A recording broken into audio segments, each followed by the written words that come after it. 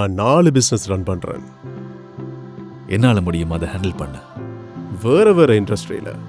என்னால முடியும் அடாப்ட் ஆக. 3 நாடுகள்ல. என்னோட சர்வீஸ் உலகம் முழுவதும்.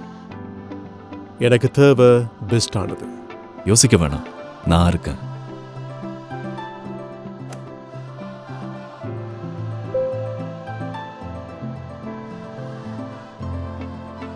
நான் சொன்னதானே, எங்க டீம்ஸ் ரிமோட்லி ஒர்க் பண்றாங்க.